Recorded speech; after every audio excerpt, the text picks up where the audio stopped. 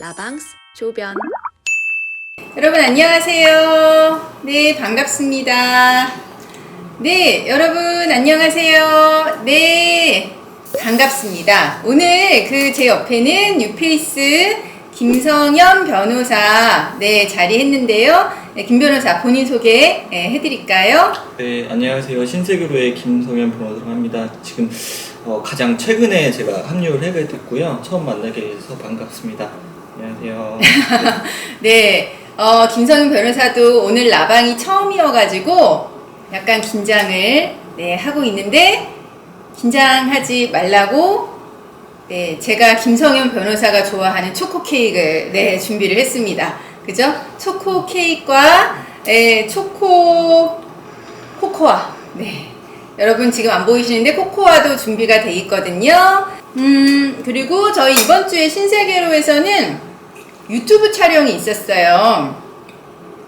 이렇게 막 장비 갖다 놓고 어제 오전에 이렇게 촬영을 했는데 저희 김미루 변호사 공기총으로 협박한 남편 사건 비하인드 스토리를 이야기해 줬는데요.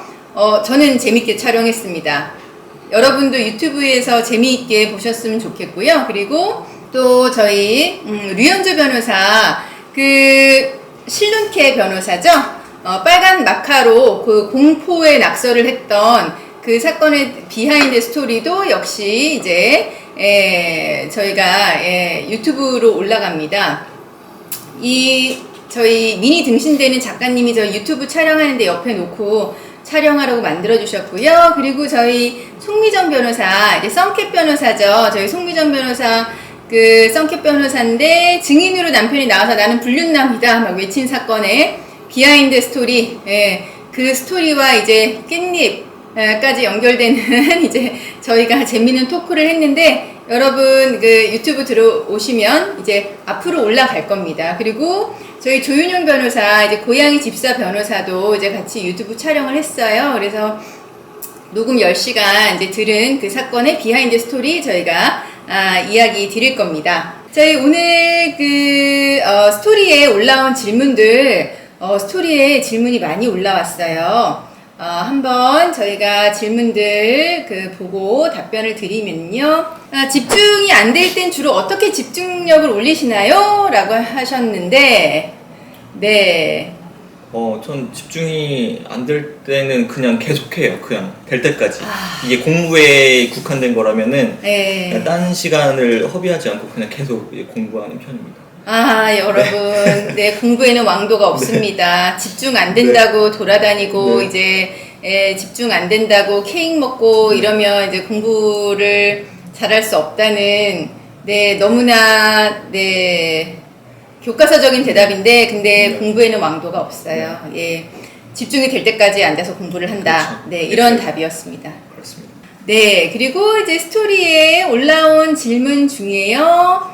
저희 썸 타는 사람이 있는데 고백을 하고 싶은데 어떻게 해야 될까? 이거 고백해도 되겠다는 확신이 안 들어서 답답해요 라는 질문을 이제 보내주셨는데 질문이 안 올라가네요. 썸 타는 사람 있는데 확신이 안 든다. 내가 고백을 했을 때 이 사람이 받아줄지 어떻게 해야 될까요? 이거는 저도 이렇게 고수가 아니라서 말씀드리기 어렵지만 제가 실패한 경험으로 봤을 때 말씀을 드리면은 일단 제가 보기에는 이 연예계라니까 제가 말이 많아지는데 썸은 유효기간 한 달이라고 생각합니다. 그래서 여러분 지금 질문 주신 분이 남자분인지 여자분인지 모르겠지만 남자분이시면은 무조건 고백하시고 여자분이시면은 약간 중간중간 연락을 한번 뜸하게 해보세요. 뜸하게? 그러니까 뭐 가령 시간을 딱 두고서 9시부터 한 4시까지 연락을 안 하는 거죠. 그러면 관심 있는 남자면은 뭔가 물어봐요. 계속 왜 그러냐, 뭐 있냐 이렇게. 그럼 약간 관심 있다고 약간 거의 매일 연락을 하는 거네요. 그쵸, 약간 썸을 타고 있으면은 연락을 거의 매일 하고 있으니까 그런 식으로 약간 밀당을 하면은 그 사람의 반응을 좀 볼 수 있을 것 같습니다. 우리 김성현 변호사의 썸 타는 노하우 밀당의 고수였습니다. 연애 이야기가 나오니까 말이 많아진다고 했는데 김성현 변호사가 이런 이야기가 많이 있어요. 네, 이런 얘기가 많이 있고, 굉장히 이제 회식 자리에서 재미있는데, 네, 라방에서 못 보여드리는 게 안타깝긴 하네요. 네, 남자는 직진, 질러보세요. 라고 그렇죠. 하셨습니다. 그렇죠. 그러니까 여자가 그 남자분을 좋아하는 마음이 있을 때 직진이 통하는 거고, 별로 좋아하지 않으면 직진은 통하지 않습니다. 네, 어쨌거나, 네. 그래도 한번, 예, 요 방법을 한번 해보시고요. 네, 같은 사무실 변호사님들끼리 한 가지 케이스를 두고 각자 원고 피고 입장에서 모의 재판 같은 것도 하나요? 라고 하셨는데, 내가 생각할 때 이 질문은 약간 로스쿨생일 것 같아요. 근데 우리 뭐 그렇게는 안 하지만 변호사들끼리 당연히 상의하고, 사건에 대해서 의논을 하죠. 변호사들 우리 단톡방 있잖아요. 네, 거기서 그렇죠. 굉장히 이야기가 네. 활발하다는데. 네, 서로 그 문제나 아니면 사건에 대해서 상의하고 저희가 다 진행을 할 때 토의하고 있습니다. 그래서 모의 재판까지는 아니어도 서로의 케이스를 공유하기 때문에 많이 서로 배우고 있습니다. 네, 전에 이제 그 김소연 변호사는 우리 그 단톡방에 이제 변호사들이 굉장히 이제 토론이 활발하고 거기서 이제 정보를 공유하면서 모든 문제가 해결된다. 그래서 해결 못할 게 없다. 집단 지성의 힘이라고 이렇게 이야기했는데, 네, 그렇게 저희가 진행을 합니다. 그리고 20년 넘게 결혼 생활을 해왔고, 또 젊었을 때 땅 유산도 받았습니다. 이혼할 때 유산이 재산분할 대상이 되나요? 라고 하셨어요. 그러니까 유산으로 받은 땅, 이혼할 때 재산분할이 될까요? 김성희 변호사 어떻게 생각하나요? 네, 기본적으로 이혼할 쯤에 뭐 상속을 받았다면은 그건 투기 재산이 될 가능성이 좀 높고, 결혼하신 다음에 재산을 물려받으신 다음에 좀 혼인 기간이 10년 이상 뭐 길어졌다고 하면은 우리가 흔히 말하는 재산이 좀 희석됐다고 하는데, 그러면 같이 약간 섞여서 그러니까 부부 공동 재산이 될 가능성이 꽤 있습니다. 그래서 그 케이스마다 다르기 때문에 그 상속을 언제 받았는지 시점에 따라 좀 다르게 될 것 같습니다. 네, 특유 재산이라고 하더라도, 그러니까 유산으로 상속받은 땅이라고 하더라도 혼인 기간, 다른 재산이 있는 거, 그리고 언제 상속받았는지 여부에 따라서 분할 대상이 될 수 있으니까 유산으로 상속받은 거라고 아예 포기하지 않으셨으면 합니다. 그리고 가정폭력범이었던 아버지가 돌아가셨는데 양육비도 여지껏 못 받고 친척들이 부의금도 다 가져갔어요. 시간이 조금 지나긴 했는데 그래도 고소 가능할까요? 라고 하셨어요. 아버지가 돌아가시면서 이제 부의금을 친척들이 가져갔다는 거죠? 고소가 가능할까요? 부의금 같은 경우에는 그 기본적으로 이제 자녀들의 것이기 때문에 만약에 그걸 가져갔다면 절도죄로 고소가 가능할 것 같습니다. 네, 그리고 요 친척들이 어느 정도 범위의 친척인지는 모르겠는데 뭐 직계 존속이나 막 그거 아니면 이제 형제 자매부터는 당연히 친족 상돌에 고소하면 처벌이 되거든요. 네, 다만 이게 시간이 좀 지났다라고 하는데 공소시효 아니면 괜찮을 것 같습니다. 근데 뭐 몇 년 정도 상간에서는 공소시효 완료 안 되니까 이거는 고소해보셔도 될 것 같습니다. 네, 그리고 엄마가 아빠랑 10년 넘게 별거 중이고 이혼하고 싶은데 만나는 걸 너무 무서워해서 시도를 못하고 있어요. 라고 하셨어요. 10년 넘게 별거 중인데 만나는 게 무섭다. 이런 경우에는 어떻게 이혼을 해야 될까요? 그럴 경우에는 이제 신세계로로 오시면 됩니다. 네. 네. 네, 만나시지 않으셔도 저희를 만나서 이혼할 수 있는 방법이 있습니다. 아, 네. 저희 이혼을 하는 방법에는 협의 이혼 아니면 재판상 이혼이 있으세요. 근데 만나기 싫으면 협의 이혼을 할 수가 없거든요. 그래서 재판상 이혼을 하셔야 되니까 신세계로로 오시라는 네, 이야기입니다. 네, 그래서 만나는 게 싫으면 협의 이혼 불가능하시고 재판상 이혼을 하시는 수밖에는 없어요. 네, 그리고 이혼 이외에 다른 분야도 하시는지 뭐 궁금해요. 부동산 관련 필요해서요. 라고 하셨는데 저희가 이혼 상속 전문 네, 로펌입니다. 네. 우리 김성현 변호사 같은 경우는 그 교육청에서 근무한 경력이 있어요. 그래서 학교 폭력 이거 관련해서도 이제 굉장히 전문가이긴 한데요. 저희 펌은 기본적으로 이혼 상속, 그래서 부동산 사건은 저희가 진행을 하지는 네, 않습니다. 제일 기억에 남은 의뢰요 라고 하셨는데 김성현 변호사 생활하면서 가장 기억에 남은 의뢰는 어떤 거였을까요? 뭐 여러 의뢰인이 있는데 뭐 네. 저한테 뭐 소리 지르고 약간 욕하셨던 분도 있는데 화가 나셔서 제가 네. 화를 돋구진 않았습니다. 근데 네. 이 가사 쪽으로 말씀드리면은 그 남편분이 저기 바람을 피셔가지고 뭐 살이 한 10kg 이상 빠지셨었어요. 근데 네. 이제 재판이 다 끝나고 난 다음에 한 좀 몇 개월 지나고 사석에서 따로 좀 뵀었는데 그때 한 10kg 다시 찌셔가지고 그 의뢰인이 가장 기억이 남습니다. 네. 그리고 심리적으로도 되게 네. 안정된 모습을 봐서 그분이 제일 기억이 남습니다. 네. 어차피 사건 내용 자체는 이제 충격적인 사건이 많고 의뢰인들이랑 이제 개인적으로 교류하거나 의뢰인들하고 이제 공감을 많이 하면 그런 사건이 아무래도 기억에 남죠. 이혼소송 시 위자료 요구할 때 상대방 돈이 없는 경우 보유하고 있는 부동산이나 차를 위자료로 요구할 수 있나요? 라고 하셨어요. 위자료를 이제 받아야 되겠는데 상대방이 돈이 없다는 거죠. 그럼 보유하고 있는 부동산이나 차를 위자료로 요구할 수 있나요? 요구할 수 있겠죠. 왜냐면 부동산이나 차 같은 경우를 가압류해가지고 그거를 이제 현금으로 현가시키면은 그거를 가져올 수 있거든요. 그래서 기본적으로 소송에서 뭐 몇천만 원을 뭐 지급하라 이렇게 받으면은 그 전에 했던 뭐 재산을 가압류로 현가시킨 거죠. 아니면은 그거를 통해서 압류를 시켜서 다시 뭐 경매를 넘겨서 이렇게 현금화 시킬 수 있습니다. 네, 그러니까 돈을 달라 그랬는데 돈을 안 줬다. 그럼 부동산이 있다. 이런 경우에는 부동산을 경매를 진행을 해서 그 부동산 경매 대금에서 내가 돈을 받을 수 있거든요. 그래서 현금이 없어도 부동산이나 자동차 같은 재산이 있으면 위자료 받으실 수 있습니다. 남편에게 특별한 유책 사유는 없지만 너무 안 맞고 육아나 살림이 너무 등한시해서 이혼하고 싶을 때 이럴 경우에는 협의 이혼이 어렵나요? 라고 하셨어요.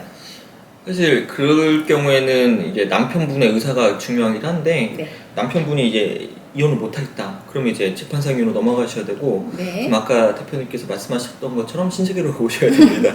근데 기본적으로는 이제 짧은 시간 안에 해서 재판상 이혼을 할 때 상대방이 거부하고 있으면은 사실 증거가 좀 필요하죠. 뭐 방치를 했다든지 아니면 부당한 대우를 했다든지 이런 것들이 필요합니다. 그래서 그런 상담을 받으시려면 또 신세계로 오시면 됩니다. 네, 김성인 변호사 굉장히 영업 마인드가 출중한 것 같습니다. 네, 그래서 특별한 유책 사유는 없는데 상대방이 이혼을 하자고 할 때 이혼에 동의가 되면 협의 이혼 하면 상관없고요. 이혼에 협의가 됐는데 재산 분할이나 뭐 양육 이런 부분과 관련해서 또 합의가 안 되면 역시 재판을 하셔야 됩니다. 그래서 나의 상황이 어떤 상황인지 정확하게 알고 상담을 한번 받아보시는 게 좋을 것 같긴 합니다. 그리고 상간녀가 위자료를 지급하지 않으면 어떻게 하나요? 라고 하셨는데 상간녀 소송했는데 승소했는데 상간녀가 위자료 지급하지 않으면 어떻게 해야 될까요? 보통 아까 말씀드렸던 것처럼 기본적으로 압류, 뭐 가압류를 하게 되는데 가압류 자체는 소송 전에 하는 거고 기본적으로 상간녀가 회사를 다니고 있다고 하면 그 정보를 받아서 그 월급을 압류를 하는 거죠. 그래서 월급은 최대 50%까지 가져올 수가 있는데 그런 식으로 하는 게 좀 가장 일반적이십니다. 네, 그렇죠. 그리고 근데 상간녀 소송이 저희가 막 위자료가 굉장히 많은 소송은 아니에요. 저희 법인에서 진행했던 사건 중에 상간녀 소송에서 뭐 돈을 못 받은 경우는 거의 없었습니다. 막 돈을 안 주려고 그래서 침대에 빨간 딱지를 붙였어요. 그랬더니 이제 돈 받아냈던 그런 경우가 있거든요. 그래서 상간녀 소송은 거의 회수가 가능하다는 거는 아시면 좋을 것 같아요. 그리고 협의 이혼 시 면접 교섭을 자유롭게라고 적었어요. 양육비 돈 없어서 못 준다 해서 안 받고요. 앞으로 면접 교섭 안 해도 될까요? 라고 하셨는데 어떨까요? 근데 면접 교섭을 자유롭게 적었다고 하시면은 그게 너무 많이 힘드시다고 하면은 면접 교섭에 대해서 다시 심판정을 하셔서 좀 정리를 하는 게 필요하고 그래도 불구하고 돈을 안 준다고 하면은 그 면접 교섭은 좀 충실하게 하면서 양육비에 대해서 이행 강제할 수 있는 수단을 청구한다든지 이렇게 하시는 게 더 나을 것 같습니다. 왜냐면은 면접 교섭 안 해주면은 양육비 같은 것도 좀 불리하게 작용할 수 있기 때문에 양육비를 아예 안 준다라고 하니까 면접도 하기가 싫은 생각이 드시는 것 같아요. 그래서 뭐 양육비 상대방이 아예 돈이 없으면 모르지만 양육비를 적고 면접도 해주시는 게 아이를 위해서는 좋고요. 면접과 그리고 양육비는 서로 대가적인 관계에 있는 건 아니세요. 그래서 양육비를 안 준다고 해서 내가 면접 교섭을 안 해주는 게 정당화되지는 않거든요. 다만 이제 아무래도 사람이 양육비를 못 받으면 면접을 해주기 싫은 마음이 생기는 거는 당연해서요. 뭐 판사님에 따라서는 양육비 안 주면 면접 안 해주는 것도 그렇게 뭐라고 하지는 않는 것 같기는 합니다. 하지만 대가적인 관계는 아니라고 하는 거, 그거는 알고 안 보여주셔야 될 것 같아요. 안 보여주셔도요. 그리고 드라마처럼 상대가 돈으로 너무 비싼 로펌에 의뢰를 해서 받아야 할 정당한 값을 못 받거나 패소하는 상황이 있나요? 라고 하셨는데. 그러니까 저게 참 드라마에 나오는 얘기여서 제가 실제로 봤을 때는 그러니까 뭐 검사님들이나 뭐 판사님들이 그렇게 뭐 비싼 로펌, 우리가 흔히 아는 뭐 3대 로펌, 이렇게 4대 로펌을 쓴다고 해서 크게 사건이 바뀌거나 그렇게 하지는 않습니다. 그냥 중요한 거는 그 어떤 변호사가 얼마나 열심히 해주느냐가 제일 중요한 거여서요. 네, 제일 열심히 그렇죠. 해준 변호사를 만나는 게 제일 중요합니다. 네, 또 변호사가 너무 열심히 해주면 판사님들도 되게 부담을 가지세요. 그래서 그렇게 열심히 하는 변호사를 얼토당토 않은 이유로 터무니없는 판결을 내리기는 어렵거든요. 네, 그리고 이혼 이후에도 상간녀 소송을 할 수 있을까요? 이혼 후라 그 전에 잘잘못을 따지는 게 인과성이 없을까요? 라고 하셨어요. 인과성이라는 또 단어가 등장했는데요. 이혼을 한 이후에도 상간녀 소송 가능할까요? 네, 가능합니다. 저도 그렇게 실제로 한 경우 있었고요. 그래서 그때는 어떻게 잘 풀려서 상간녀 소송에서 5천만 원 정도 받았죠. 굉장히 많이 받은 네, 거죠? 굉장히 많이 받았는데요. 상간녀 네, 소송에서. 5천만 원 정도 승소한 적이 있습니다. 가능합니다. 네, 다만, 이혼 이후에 상간녀 소송을 하는 거는 이혼 이전에 이 상간녀와의 관계가 시작됐다는 거, 그리고 이제 그 상간녀 때문에 이혼까지 가게 됐다는 부분을 입증하는 게 필요한데요. 그런 부분 입증이 되면 당연히 상간녀 소송 승소 가능합니다. 네, 그리고 저희 스토리 질문 중에 또, 네, 이혼을 해야 하는데 너무 자신이 없어요. 어떻게 해야 할까요? 라고 하셨어요. 재차 말씀드리지만 일단 어떤 상황인지 신세계를 오셔서 상담을 하시는 게 네. 네, 이게 자신을 가져야 되는지 자신이 없는 상황이 맞는 건지 이런 것들을 저희가 이제 상담해 드릴 수가 있습니다. 그래서 자신이 없으면 또 자신감을 만들어 드려야 되죠, 저희가. 그렇죠. 그죠? 그래서, 네. 자신감을 만들어 드리게끔 이제 말하자면 증거 이런 거 확보하시게끔 네, 이제 또 조언도 해 드리긴 합니다. 네. 26개월 100일 아이 데리고 시댁 문제 이혼 시 양육권 못 가지고 오나요? 남편 외벌이 육아 중입니다. 라고 하셨어요. 26개월 아이, 100일 아이. 시댁 문제로 이혼을 하는 경우에 양육권을 못 가져오나요? 라는 질문이세요. 네, 어떨까요? 충분히 가져올 수 있습니다. 그래서 시댁 문제라고 한다면은 부당한 대우나 뭐 방기, 뭐 방치 이런 문제가 있을 수 있기 때문에 그런 것들을 증거 수집해서 입증을 한다고 하면은 양육권 가져올 수 있습니다. 네, 당연하죠. 그리고 이혼 양육권은 경제적인 여유가 있는 부모만이 가져갈 수 있나요? 라고 하셨는데 그렇지 않습니다. 아이의 양육권 같은 경우에는 아이가 바르게 잘 성장할 수 있는 사람이 누구인지를 판단해서 양육권을 선정하기 때문에 그 뭐 벌이 같은 경우에는 상관이 없고, 그리고 상대방이 만약에 벌이가 상당히 많다고 하면 거기서 양육비를 받을 수 있기 때문에 그래서 그런 부분도 크게 걱정은 하지 않으셔도 됩니다. 네, 그렇죠. 상대방이 돈이 많으면 양육비를 많이 주면 되지 않겠습니까? 그리고 아이의 나이가 어릴수록 애착관계가 더 중요해요. 상대방이 돈을 많이 번다고 해서 애착관계가 나랑 있는 아이를 갑자기 데려가서 뭐 키운다고 해서 아이가 잘 자라는 거 아니니까 양육권은 경제적인 거 이런 거하고 전혀 상관없습니다. 친권도 마찬가지입니다. 양육권을 가지고 오면 거의 친권도 가지고 오게 되는 거니까요. 네, 여러분 이렇게 그 실시간 질문 답변 해드리다 보니까 오늘도 벌써 30분이 지났습니다. 김성현 변호사 오늘 첫 라방이었는데 긴장됐었죠? 어땠어요? 네, 많이 긴장이 됐고요. 다음에는 좀 더 매끄러운 모습을 보여드리도록 하겠습니다. 아니 왜 연애에 대한 조언할 때부터 매끄럽게 진행을 잘 하던데. 네. 다음에 스토리에 연애 질문을 많이 해주시면 제가 좀 더 준비해서 그 어설픈 연애 상담 한 번 더 해드리도록 하겠습니다. 네, 김성현 변호사의 연애 상담 그 코너 안에 코너로 마련을 해야 될 것 같네요. 네, 여러분 오늘 목요일 저녁 이 시간에 같이 해주셔서 감사드리고요. 편안한 밤 되세요. 다음 주에 또 뵙겠습니다. 감사합니다.